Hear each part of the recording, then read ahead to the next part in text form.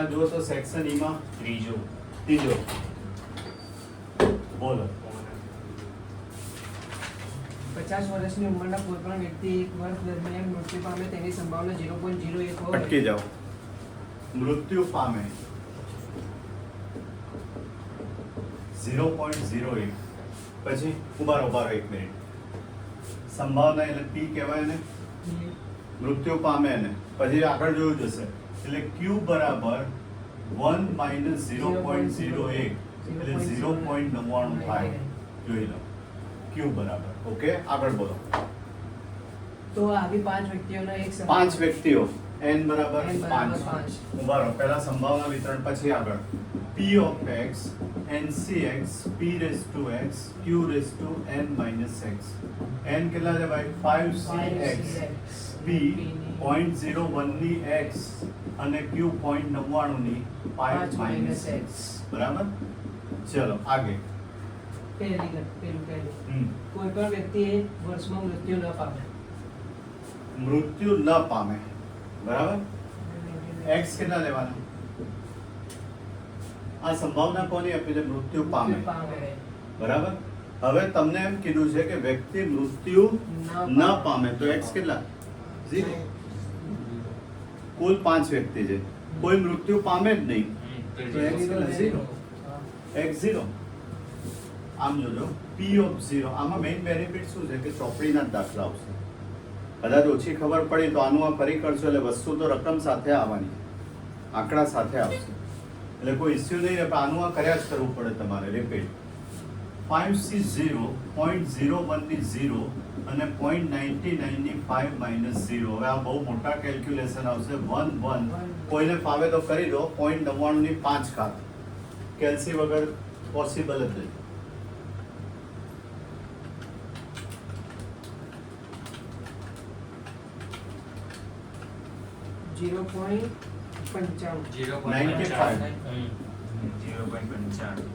ચાર આંકડા સુધી લખો તો સારું. ચલો સેકન્ડ 0.9. ચલો ભાઈ સેકન્ડ ઓપ્શન. ઓછામાં ઓછી એક વ્યક્તિ એક વર્ષમાં મૃત્યુ પામે તે કેટલાની ઓછામાં ઓછી એક વ્યક્તિ મૃત્યુ પામે. ઓછામાં ઓછી એક એટલે શું?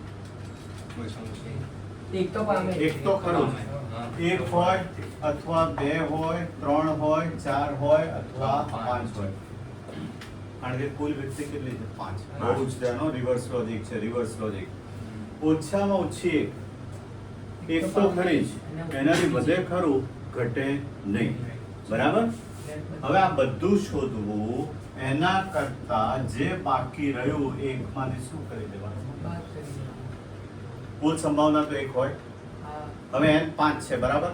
તો 0 થી 5 સુધીનો સરવાળો કેટલો થાય? 1. તો આટલું જોઈતું હોય તો એકમાંથી 0 નું શું કરવાનું? માઇનસ. 0 નું તો શોધ્યું જ છે તમે, પતી ગયું. 0.9509 0.0491. જરાક જોઈ લેજો એકવાર. 0.0491 રિવર્સ લોજિક છે. અને ના ખબર પડે ને તો હું તો પછી કહી દઉં કે આ 5 શોધી ટોટલ કરો તો આવશે. બરાબર. આવું થાય. જોરદાર દાખલા છે દરેકે દરેક. નેક્સ્ટ સમ બોલો. નંબર 4. ધોરણ 12 ના વિજ્ઞાન પ્રવાહમાં અભ્યાસ કરતો વિદ્યાર્થી ઇજનેરી શાખામાં ઇજનેરી બોલો શાખામાં પ્રવેશ મેળવે તેની સંભાવના 0.3 હા. 0.3 છે. હા. આવા અભ્યાસ કરેલા વિદ્યાર્થીઓમાંથી 5 વિદ્યાર્થીઓ યાદચ્છિક રીતે પસંદ કરવામાં આવે છે. બોલો 5 વિદ્યાર્થી પસંદ કરવામાં આવે છે. પછી તો તેમાંથી ઇજનેરી શાખામાં પ્રવેશ મેળવનાર વિદ્યાર્થીઓની સંખ્યા ઇજનેરી શાખામાં પ્રવેશ ન મેળવનાર વિદ્યાર્થીઓની સંખ્યા કરતાં વધુ હોય તે ઘટનાની સંભાવના શોધો. ઉભા રહો. ઇજનેરીમાં પ્રવેશ મેળવે એટલે એન્જિનિયરિંગમાં 0.3 છે, એને P કહીએ તો Q કેટલો થાય? 0.7. વિદ્યાર્થીઓ કેટલા લીધા છે? 5. આ તો બહુ વાર તમારે ક્વેશ્ચન બોલવું પડશે તો જ ખબર પડશે. આવા અભ્યાસ કરેલા વિદ્યાર્થીઓમાંથી 5 વિદ્યાર્થીઓ યાદચ્છિક રીતે પસંદ કરવામાં આવે છે. બરાબર. તો તેમાંથી ઇજનેરી શાખામાં પ્રવેશ મેળવનાર વિદ્યાર્થીઓની સંખ્યા ઇજનેરી શાખામાં પ્રવેશ ન મેળવનાર વિદ્યાર્થીઓની સંખ્યા કરતાં વધુ હોય તેવી મેળવનાર ઘટના ન સંભાવના શોધો. બોલો કોણ કહેશે? એટલે મેળવનાર. એન્જિનિયરિંગમાં એડમિશન લેનારા નહીં લેનારા કરતા વધુ વધુ છે છે. તો કેટલા હોઈ શકે? ટોટલ કેટલા માણસો છે? 5. 5. તો એન્જિનિયરિંગમાં ન હોય એના કરતા એન્જિનિયરિંગમાં હોય વધુ હોય. સમજાય છે ક્વેશ્ચન? જો ઇજનેરીમાં હોય અને એનું લખવાનું વિચિત્ર, ઇજનેરીમાં ન હોય. બરાબર? હવે ચાલો આપણે 0 થી સ્ટાર્ટ કરીએ. 0 થી સમજો તમે. વિદ્યાર્થી કેટલા છે? 5. 5. એકે ને એન્જિનિયરિંગમાં ના મળ્યો તો 5. એકે 4, 2 3, 3 2, 4 1 અને 5 0. ચલો હવે કહેશો 3 4 5 એન્જિનિયરિંગમાં આમના કરતા વધારે હોય એટલે કયા કહેવાય? 3 4 ને 5. જબરજસ્ત દાખલા છે ભાઈ, જબરજસ્ત દાખલા. જબરજસ્ત દાખલા. બીજો કોઈ ઓપ્શન જ નથી, બીજી કોઈ રીતે ખબર જ ના પડે તમને. એટલે 3 4 અને 5 હું અહીંયા કરી આપું છું. જોજો P of x n કેટલા છે? 5cx. P કેટલા છે? 0.3x અને 0.7 n minus x. પહેલા 0 છે ને? જગ્યા મારે સેટ કરવી. ના, પહેલા 3 છે જો. 3 4 એટલે 5 P3 5c3 0.3 ની 3 0.7 ની 2 પ્લસ 5c4 0.3 ની 4 0.7 ની 1 5c5 0.3 ની 5 0.7 ની 6. ક્લિયર? ઓકે, પહેલી વાર 3, બીજી વાર 4 અને ત્રીજી વાર 5 છે. 5c3 10 0.3 ની 3 કરો 0.027. 0.027 પ્લસ 0.7 ની 2 કેટલા? 0.7 0.49. 0.49 પ્લસ 5 0.3 એટલે 0.0081 ચેક કરો તો 0.3 ની 4 0.0081 પ્લસ 5c5 નું 1 અને 7 243 0.00243 ચેક કરી આપો મને. એટલે અહીંયા 0.7 રહ્યું ને? બરાબર 0.7 એને તો 0 થશે ને સાહેબ. હા એક જોઈ લો. 0.3 ની 5 ચેક કરી આપો તો. આવી ગયું 0.0 હવે પહેલા 3 ને ગુણ્યા આપો આખો ગણું ભાઈ, તમે નહીં કરો આપો. 10 ગુણ્યા 0.027 ગુણ્યા 0.49. 1.323 એક પોઈન્ટ ના આવે, કોઈ કાળે ના આવે. કોઈ કાળે એકથી વધે જ નહીં સંભાવના. 10 ગુણ્યા 0.13 કેમ બધા અલગ અલગ બોલે છે યાર? 10 ગુણ્યા 0.27 છે. 0.13. આ ત્રણેયને ગુણી નાખ્યો. 0.23 આવી ગયો. 0.1323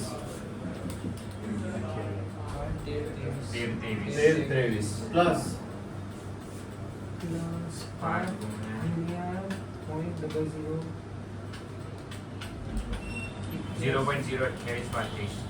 0.02835 અને 0.00243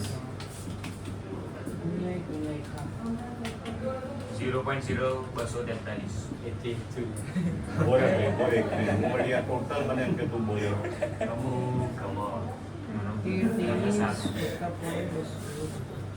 0.1631 નંબર 5 બોલો.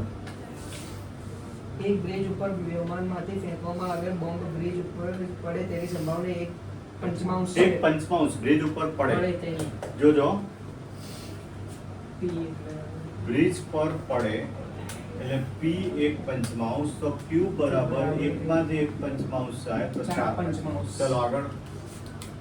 બ્રિજનો નાશ કરવા માટે 2 બોમ્બ પૂરતા છે. જો બ્રિજ ઉપર 6 બોમ્બ ફેંકવામાં આવે તો બ્રિજનો નાશ થવાની સંભાવના શોધો. કોણ સમજાવશે? તમારે બ્રિજ ડિસ્ટ્રોય કરવો હોય તો 2 બોમ્બ પૂરતા છે, પણ તમે કેટલા બોમ્બ ફેંકો છો? 6 છ બોમ્બ. બોમ્બ. તો બ્રિજનો નાશ કઈ રીતે થઈ શકે? બ્રિજ તૂટી કેટલી રીતે થઈ શકે?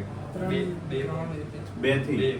પછી 2 થી 3 થી 4 થી અને 5 જો 2 થી તો થાય જ. બે થી તો x થાય. બરાબર 2 3 4 5 કેટલા ફેંક્યા છે 6 6. ફેંકાય છે અને 6 થી બી આટલું બધું કરવું એના કરતા બાકી રહ્યું એ એકમાંથી શું કરી દેવાનું માઇનસ 1 માઇનસ આવડશે 0 ને 1 નું શોધતા